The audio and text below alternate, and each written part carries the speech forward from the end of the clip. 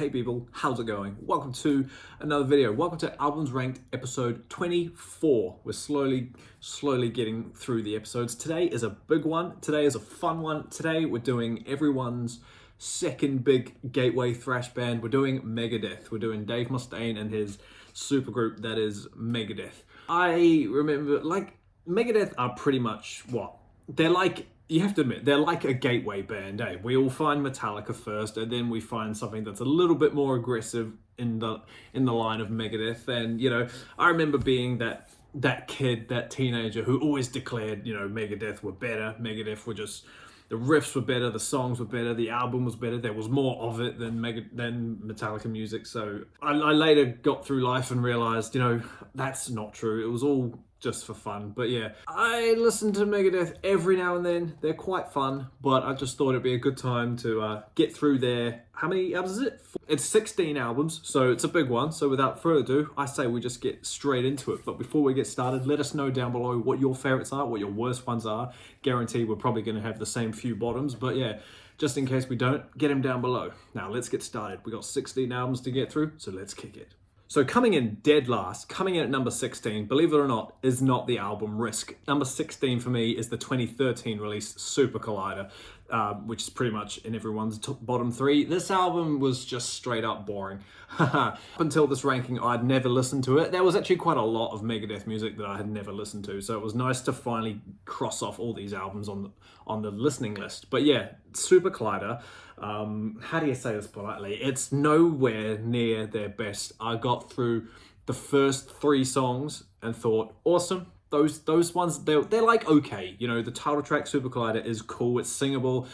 Kingmaker and Burn, they're okay. Built for War was alright, but then that's where I started to lose a lot of interest real fast. But however, the one song from the second half that I did, actually add to my shuffle was Beginning of Sorrow. I quite liked that as well. But literally, other than that, there's not a lot to go on this album. It's just very meh. It didn't hold my attention enough. And so, yeah, that's why Super Collider, unfortunately, is dead last at the bottom. Coming in at number 15 is Risk. Yeah, this one was no surprise. I have listened to this album prior to this ranking, but it was nice again to listen to it, really hone in. Is it actually that bad? Coming off everything that came before Risk. What was this? This was 1999, right? So even all their 90s stuff was still so much better. And you know me, I'm not a fan of 90s music. But Megadeth's 90s albums are pretty good. However, this one really just changed it up, eh? Prince of Darkness, track 2 was alright. Insomnia, it's okay. Enter the Arena is a weird little interlude song almost, and then you get hit with Crush 'Em. I thought that was okay. And Breadline, I actually weirdly got a kick out of Breadline. I like the chorus and that little wham wham wham that goes with it. I think that sounded really cool, and The Doctor Is Calling was alright, but then that's where the album definitely stops. So in terms of good stuff, the rest, it's just very, obviously it's called Risk for a reason. It's written in such a different way compared to everything else. It was a big risk putting out this album, and unfortunately, they took the risk and it didn't pay off. So yeah, like I said, no surprise really that this one's at the bottom. But yeah, number 15, Risk.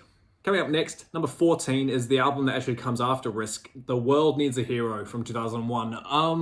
I was half familiar with this album in the past. I don't know how, I don't know why, but I randomly when I had an iPod Touch, I had a random selection of random Megadeth songs. I must have probably just searched Megadeth into a download site and just grabbed the first couple of ones without knowing what they were, just went in pure blind, and When, the last song on this album, was one of them. And this was 10 years ago. I do remember quite liking When. I thought When was cool, but then I listened to it again in this playthrough, and it's actually quite boring. The intro sounds very familiar, we can't deny. It's pretty much Call of Cthulhu. He has the rights to that riff, we all know it, we all love it. But I remember the chorus of When was cool, but then the second half of it just kind of dragged and was a bit uninspired. It's just a very simple kind of vibe. But aside from When, Moto Psycho, stupid song, but I added it, I won't lie. That was pretty cool. Losing My Senses was cool. Promises was okay. But again, it was a very miss of an album for me. It was a bit uninspired. Again, it went on for a while. It went on for an hour. It was a bit boring. So yeah, I've decided to put The World Needs a Hero down here. Sorry, it was getting a bit dark, so I turned the light on. Number 13, coming next on the list, is the 1997 album, Cryptic Warnings. I remember this one. It's quite infamous for being, one of the worst ones. And I won't lie, it's definitely not Rust in Peace. It's not Peace Cells. It's not the debut. But it's, just slowly, very, very slowly, just getting a little bit better. This album has some pretty well-known singles on it. We've got Trust, which was okay. Don't think I would have put it as the opener, but it's all right. Almost Honest, I thought was all right. She-Wolf, we all know She-Wolf. I quite like She-Wolf. That one's fun. FFF, which stands for something that escapes my mind right now. That was okay. I'll Get Even was a bit interesting, but again, a small bit of a miss album. Obviously, you'll notice that all these have come from photos. I don't actually own these, so thanks to Spotify, we were able to listen to them. But I know Cryptic Warnings is in the shop down the road, so I'm wondering, should I pick it up? It's got the Vic Rattlehead spine, so maybe I will pick it up. It's an okay album. It wouldn't be on my listen again. I don't know. Would it? Like I say, I told you I'd just go out and buy it, so maybe I would. But yeah, it's okay. It's better than The World Needs a Hero, but only because the singles are quite good. Trust and Almost Honest and She-Wolf and all that. So yeah, it's a bit low, but yeah. Number 13, Cryptic Warnings. Number 12 is their album from 2016 and is Dystopia. So yeah, this one was a big step up, but at the same time, I did struggle to really focus and pay attention to the whole thing. This one goes for 50 minutes, so it's not the longest album in the world, but I do remember just being a bit born with it. Oh, sorry, if you're hearing all that clattering, you're not going crazy. The neighbors are moving out. I know, stupid time to do it, but whatever. The Thread is Real, Dystopia, Fatal Illusion, the top three, brilliant songs, really good standout. Post-American World, I thought was a little bit boring. Lying in State, though, I do remember Lying in State being a really fun song.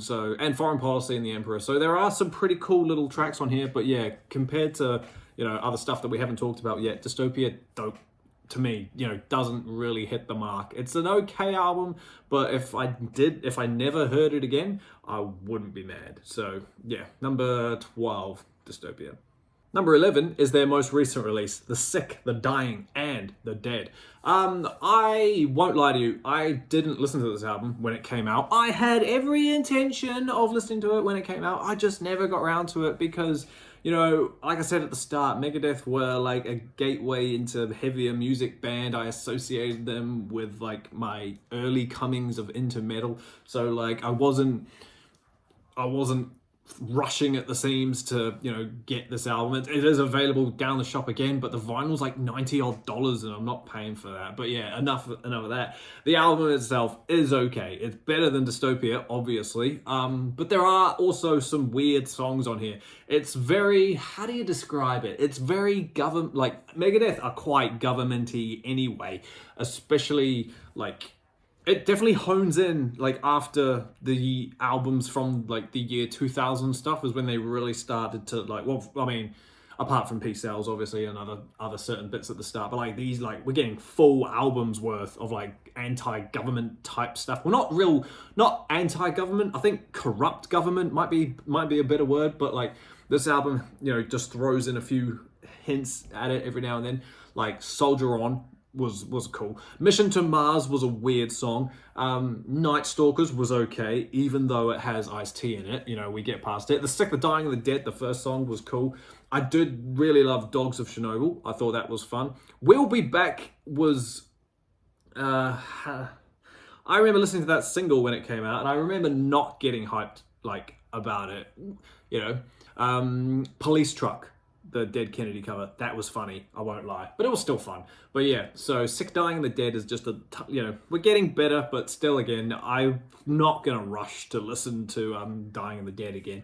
It's a cool album. It's another long one, so it's over an hour, so if you've got time, please go listen to it. If you're a Megadeth fan, let me know what your favorites are. But yeah, it's all right. It's an okay album. But yeah, probably from this point on after this album is where all the good stuff really, really kicks in. All right, now this is fun. This is where we get into the physical copies. Pretty sure most of them, minus one, I think. Yeah. So number 10 is from 2000 and I think if I'm right, 2009. Yep, sorry, 2009. We've got Endgame. I bought this album. I physically remember I bought it randomly because it was there. This album's great because of two really key important songs. This Day We Fight. I love This Day We Fight. Thank you, Guitar Hero Warriors of Rock. That's a fantastic game. Would play that game again. Really, really awesome stuff there. 44 minutes. That's a really awesome song about the legendary bank shootout in America. When was that? 1990 something. Sorry, a bit while ago. Endgame, the title track, the hardest part of letting go. The hardest part of letting go was weird because it was like almost a ballad. It's weird to get ballads from Megadeth albums, but like that's why it feels weird. We'll swap sides. Where's that other big one? Head Crusher. That's got an awesome little. There we go. That's got an awesome shred little, not sweep, but like triplet intro thing. So cool.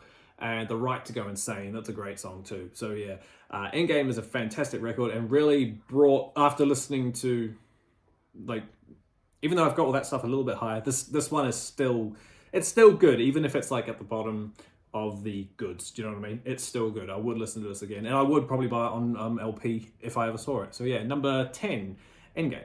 Now, I know I just said that I've got physical copies from here on out. This is the one that I don't have. Number 9, is it? Yep, number 9 is United Abominations. I love, before we get straight into it, I love that title name. United Abominations. You can tell straight away that we're going heavily into, corrupt governments and stuff. United Nations, United Abominations. So cool. For someone like me on the outside of America, just seeing that just cracks me up.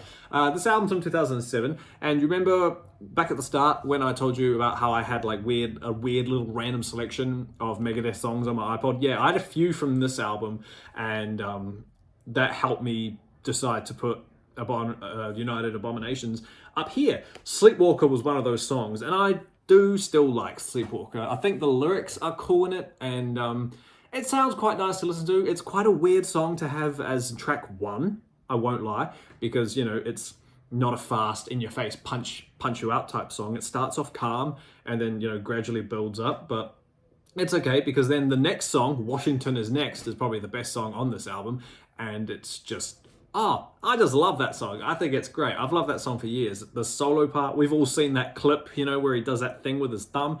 Yeah, that's really cool. The title track's all right, United Abominations. Gears of War is a bit, it's a bit lyrically simple, but it's probably one of the more skipper ones. Pray for Blood was cool.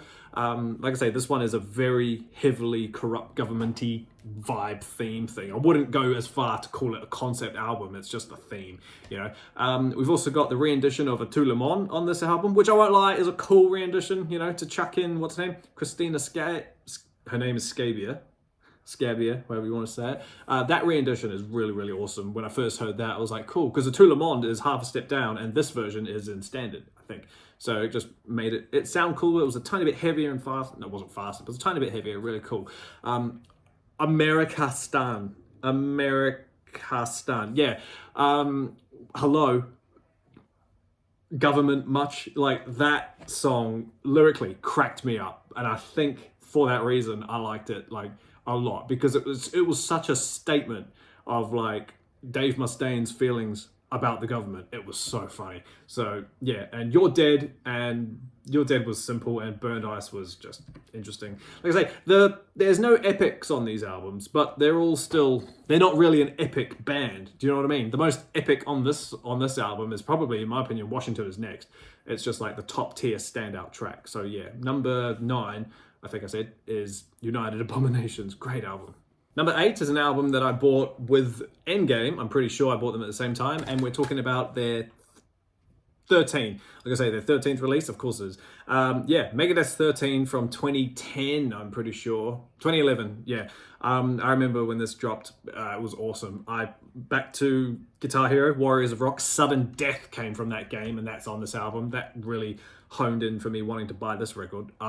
Sudden Death is easily their best work in pretty much after everything from 1995. I swear. Sudden Death is a brilliant song. It's the chops on that song are through the roof. It's just ridiculous. Yeah, the verse is a bit simple. You know, it's just that you know, but solo wise, it makes up for it. Sudden Death is insane. Public Enemy #1. That's a fantastic song too. I remember the video for that. It's got monkeys in it. Real crack up. Whose Life Is It Anyways? I got a kick out of because at the same time I was watching, I was listening to this album quite a bit. I had a big obsession with Whose Line Is It Anyway? The stand-up improv show. God, that's good. And it was just like, hey, whose life? Whose line? It's the same thing. Guns, Drugs and Money is funny. We the People was all right. New World Order, there's still some, you know, governmental issues here, but that's just who they are. Black Swan. That's a beautiful song. I mean, I say beautiful. It's a great song. I love Black Swan. I've always loved it since I first heard it. That intro, it's kind of like Head Crusher, but not as intense. You know, it's still just straight into like shredding at the start, and the chorus is cool. A black swan keeps haunting me. Title track 13 is cool. Yeah, it's a really, really good album. These albums are getting so much better now on the list. So yeah, number 8 is 13. So good. I really need to like start writing scripts for these things. Number 7 is another album that I don't physically own, even though I lied to you twice. Number 7 is The System Has Failed. I really, really like this album. I've listened to this one like 4 times since this ranking, and I was just like, yeah, this album is cool. Now, all that stuff about the government, about, you know, America's government's corrupt, they're in cahoots with everyone bad, or whatever it is. I don't know what's going on. This one starts with a real kick in the face. It starts with a news broadcast of Air Force One being shot down. So obviously that puts America in disarray. You know, their world leaders, everyone on board has either gone missing or they're dead. So straight away, that's it. You know, it's a great, I won't lie, it's a great intro. It really sets up, like, imagine that. Imagine getting a broadcast saying, breaking news, Air Force One has been shot down by a Russian missile or whatever it is. Really fantastic. Aside from the dramatic intro, it's still a great song nonetheless. Die Dead Enough is cool. I had to get that right. Kick the Chair is a funny song. The Scorpion, I really love The Scorpion. I love the weird little left to right, in and out intro that they've got going on in your ears. Really great stuff. Something That I'm Not was all right. Truth Be Told was, I really like that song too. And Of Mice and Men, minus that weird little like static intro of it. Like the effect that he had on his voice to have that intro, it was like, oh, could do without that. But the rest of the song, it sounded great. I thought it was cool. Shadow of Death and My Kingdom, you know, they're great songs. It's a fantastic album, and easily I've put it this high. It's the best album out of the what we'll call 21st century Megadeth. You know, I really, really like The System Has Failed, and should I see it in the shop? I will definitely pick this one up. But yeah, what did I say? Number 7? Number 7, System Has Failed. Number 6 is an album that when I listened to it in the ranking order, I was not a fan. Purely because of my, you could say, strong dislike for the album's lead single. I'm not a fan of that song, eh? But the more I had the CD go around in my car purposely so I could really hone it in and be like, is it actually that bad? And the answer is no, it's not, because I had it way below like 13 and stuff. The album, not the number. Of course, I'm talking about Countdown to Extinction. This is for me personally, this is an album that needs a few listens before it really honed in that it's okay. It's good. It's definitely a good album for sure. I'm not a fan of Symphony of Destruction. I really, really do not like that song. I always skip it when I hear it. Probably for its simplicityness. That's why I don't like it. I get that its simplicityness makes it Megadeth's, you know, biggest single or whatever, but you know, they have so much better songs. Obviously, I've put this one quite, you know, people put this one quite high. For them, you could say I've put it quite low. But Skin of My Teeth is a fantastic song. It's a great opener. I think it's awesome. Symphony of Destruction, yeah. Architecture of Aggression, that's a great song too. I really, really love that one. Foreclosure of a Dream, that's really awesome too. I really love that. About the personal Holocaust, that one is a funny one lyrically. If I don't like Symphony of Destruction, you could assume that I don't like Sweating Bullets. However, Sweating Bullets has grown on me. I find that song quite comical, and it cracks me up. So hello me, meet the real. It's such a meme these days, but it's funny. This Was My Life was cool. The title track, Countdown to Extinction, is actually really awesome. I like that song. Psychotron, kind of like the other one, Modo Psycho from whatever album that one's from. It kind of reminded me of that, but I like Psychotron. That one's cool. Captive Honor, more government stuff. That one's got the script of of being sentenced. That's such an American thing to do. And Ashes in Your Mouth too. Great album, great song. So both of them flipping around. Yeah. Number 6, great album. Countdown to Extinction. It's good. I'd listen to it again. Again, number 5 is an album that I definitely needed to hone in to make sure it was good. Number 5 is So Far, So Good. From 1987? 1988? When did this come out? Sorry, I should have looked this up. 1987, yeah. This one's good. This one obviously comes after Peace Cells, and I bought this ages ago. And I'm glad I did, because it's genuinely a fantastic album. So Far, So Good is just cool. Into the Lungs of Hell is probably up there. It's up there with the likes of Southern Death in terms of Megadeth opening tracks. It's fantastic. It's an instrumental too. So like the fact that they managed to pull that off instrumental wise is just glorious. I think it's great. Set the World Afire, fantastic song. Anarchy in the UK is a great version. I really love that. Mary Jane is fun. 502, In My Darkest Hour. The first time we see Megadeth be a little bit sensitive, as rightly so, given what that song's about. Liar is a fantastic song. It's just a thrash heap of just shouting words. It's so much fun. And Hook in Mouth, I think, is a really cool way to end the album. It's one of the strongest songs, I think, Hook in Mouth. It's really, really awesome. But yeah, Set the World Afire, Darkest Hour, Lungs of Hell. It's a great album. But yeah, it's a fantastic album. And if you've never listened to anything other than Rust in Peace, I would highly recommend you give this album a listen. It's so good. Yeah, So Far, So Good. So what? We're doing good. We're getting there. Number 4 is an album that had an anniversary the other day. It's June 17. This album came out on June 12, 1985. It is the debut. Killing Is My Business, and Business Is Good. Killing Is My Business, and Business Is Good. There's my reflection there. This album I've owned for a while. I bought this when I was getting into Megadeth back at the start, 10 plus years ago. I thought, obviously, I've got to start at the debut. Even back then, I was a massive fan of debuts and, really like to hone in debuts. Just as well, because this one's awesome.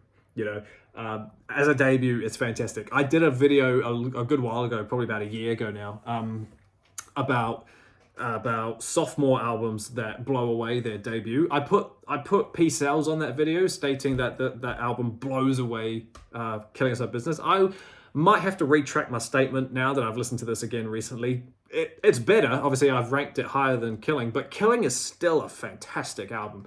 It's such a blitzkrieg of thrash metal. Take the rawness of Kill 'Em All and the speed of Show No Mercy, and you get Megadeth's classic debut album. Last Rites, Love to Death is a fantastic intro. I love how that song begins. It's how this album begins. It's so cool. Killing Is My Business is a fantastic song. The Skull Beneath the Skin, that one's so good too. Rattlehead is actually probably my favorite song on there. Chosen Ones, Looking Down the Cross, that one's really good too. And of course, the infamous Mechanics. We love Mechanics. Let me know down below, which one's better, Mechanics or the Four Horsemen? I'm inclined to say Mechanics, just because it's quicker, it's shorter, and it's just a cacophony of thrash metal, It's absolutely fantastic. If you've listened to Megadeth but haven't checked out the debut, highly recommend you do so. Killing Is My Business is a fantastic album. Number 4. Number 3 is an album that I did have on CD. I bought it quite early on, and stupidly enough though, I gave it at the time, a co-worker asked if he could borrow it, because he was listening. We were in my car going to a job, and he was like, "Oh bro, what's this? Oh, it's great." I was like, "Oh, it's Megadeth." And he's like, "Oh, can I borrow it?" And I was like, "Cool, yeah." And I don't know why I said yes, because it was a temp job. I was in there for not very long. So unfortunately, he took off with my CD and I never saw it again. But I was able to snatch a copy of it on vinyl about 2 years ago. Number 3 is Rust in Peace. Yeah, I've put Rust in Peace in a way you probably think quite low compared to, you know, where the likes of everyone else chucks this incredible album. It's just personal preference. Don't get me wrong. Rust in Peace is indeed a fantastic record. It's a cult classic of Megadeth staple. It's a cult classic of thrash metal. It's just everything that is good about Megadeth is pretty much on this album. You know, this is ideal Megadeth, to be honest. Holy War's The Punishment Due. What more do we need to say? The fact that this came out in 1990, sorry. The fact that this came out in 1990 was just like insane. This was just crazy. Holy War's The Punishment Due. Top 3 Megadeth songs of all time. But we all know that. There's other stuff on this record. Hangar 18. I won't lie, that wasn't my favorite for a long time until it finally grew on me. And then the rest of the album for a little while could be deemed like a filler, but at the same time, nah. Take No Prisoners is glorious. Take no prisoners, take no shit. You know, 5 Magics, awesome. Poison Was the Cure, yeah. Lucretia, all right. I saw Megadeth live, and they played this album in its entirety. I think they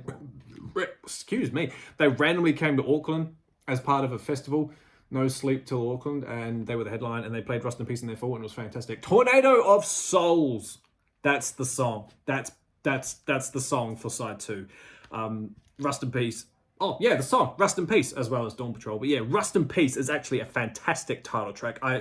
I think I remember trying to learn that song back when I was 17 or whatever, and I remember it being so hard. But I should try that again. But yeah, Rust in Peace is genuinely... Rust in Peace Polaris, it's a great song. It's so fun. Listen to it. It's such a good time. But yeah, definitely, it's worth listening to Rust in Peace. It's so good. It should be in everyone's top 3, and... yeah, just like I say, it's a cult staple for heavy metal in general. So yeah, number 3, Rust in Peace. Right, I'm probably going to get flack for this one, but I generally don't care. This is the cool thing about rankings. We can put things in different places. Number 2 is Youthanasia. Yeah, I didn't want to put this high. Trust me, I did. But I had to. I put this album on, like I was listening to them all, like I do for all of them, and discovered that this one is actually so much fun. It's a 90s album. It comes after Rust in Peace. It comes after Countdown. So I think, pretty sure it comes after Countdown. Yeah, this is 1994. So you could say like the ultimate thrashness of Megadeth is gone, right? The likes of Rust and The likes of Rust and Killing. Sorry, not Kill 'Em All. Killing and Cells and all the rest. They're kind of gone. However, this album really, really, for me, keyword, is so much fun. Youthanasia is a fantastic album, and here's why. It opens with Reckoning Day, which is a simple enough song, you know. It's a bit like skin in my teeth, but Reckoning Day is still a really, really fun one. Train of Consequences, I think that's a fantastic song. That intro riff that's weirdly off time and sounds like he's having a seizure when he plays it. So fun. Addicted to Chaos is probably the catchiest song on this album. It's so bouncy and just has such a rhythm that's just awesome. I think it's great. And the original, To Le Monde, you know, again, after Darkness, what's it called? In My Darkest Hour, we get a To Le Monde, another little acoustic ballad. Elysian Fields, good song. The Killing Road is alright. Blood of Heroes is cool. Family Tree, yeah, you know, those 3 are the, you know, the filler space ones, but they're still pretty good. They're still fun, and I love them. Youthanasia, the title track, I think is fantastic. I think it's so fun. And then I Thought I Knew It All was a song that I had completely forgotten about. When I heard it this time round, I had completely forgotten how much I loved that song way back when. And Black Curtains is cool, but Victory. Have you heard the Megadeth song Victory? If you haven't, go listen to it and read the lyrics. It's just a bunch of references to Megadeth's previous songs. It's so clever, and it's just a bit of fun paying homage to your own music. So, yeah, Youthanasia, I know it's not cult classic thrash, but goddamn, it is good. You're lucky this wasn't number 1, because I will happily put this back in my car and have it go spin around for another month straight. It is so good. Number 2, Youthanasia. Which obviously means, team, that number 1 comes in as their second album, Peace Sells. but who's buying? I love it so much. We've got it on 2 physical copies there. So yeah, Peace Sells dates back to being the song itself. Peace Sells dates back to my first Megadeth song that I ever heard before I even knew who Megadeth were. I was listening to Grand Theft Auto Vice City's V-Rock radio station, obviously the station that played 80s rock music. Vice City is the greatest Grand Theft Auto game. Don't try to change my mind. And the song Peace Sells was on there, and I was headbanging to it before I even knew what it was. I was listening to Maiden on Grand Theft Auto before I even knew who Maiden were. So, you know, it didn't shape what I was going to listen to, but it's just funny to look back and be like, oh my God, that's on Vice City. That's on Vice City too. Like Raining Blood's on Vice City. 2 Minutes to Midnight's on Vice City. Peace Sells, Twisted Sister, The Cult, Love Fist, obviously. You know, Autograph, Boy, Lover Boy, great stuff. Anyway, Wake Up Dead. Top, like I said before about Holy Wars, Wake Up Dead, top 3 Megadeth songs. I think Wake Up Dead is so amazing. It just really showcases Dave Mustaine's weird way of playing his metal. You know what I mean? He's playing chords all over the place. He's playing at ridiculous speeds and just whilst singing, it's insane. Wake Up Dead is a fantastic song. The Conjuring is a great song too. Also a fantastic horror film aside from this. Peace Sells, the title track, that bass intro and that chorus, it's just so fun. Devil's Island. I love Devil's Island as well. I will say that side A is much stronger than side B, but side B is still pretty damn strong. Good Morning Black Friday is great. Bad Omen, I Ain't Superstitious, Last Words, they're all fantastic. It's an 8 out of 8. It has to be. It's number 1 for a reason. We have it twice. That's why we have it twice, because it's number 1. Ladies and gentlemen, the greatest Megadeth album, in my strong, humble opinion, Peace Sells, But Who's Buying from 1986. Fantastic year, fantastic album. If you haven't listened to this, I don't know what you've been doing, but just give it a spin. Honestly, you won't regret it. It's so good. Peace Sells, But Who's Buying? Well done, team. We did it. There's our 16 album ranking for Megadeth. I hope you've already done it. Let me know down below what your tops are. You know, tell me why Youthanasia is actually the most overrated album ever. Tell me why Killing is actually sucky. Tell me why So Far So Good is just terrible. These are the controversial opinions that I care about. So thanks for hanging out with me, team, while we sit there and discuss Megadeth's decently good sized catalog. Keep an eye out for the next video. I've got a few ideas of what's coming next. Don't know when my next ranking will be. My son is due very soon, so if my videos decline and, like, you know, content, if my output declines, that's why. So I'm trying to get all this out before he comes. But yeah, until that happens, team, I know someone roasted me for this, but it's my catchphrase, so it's what I say. Stay inside, stay safe, listen to Megadeth, and I will see you all in the next video. Good night.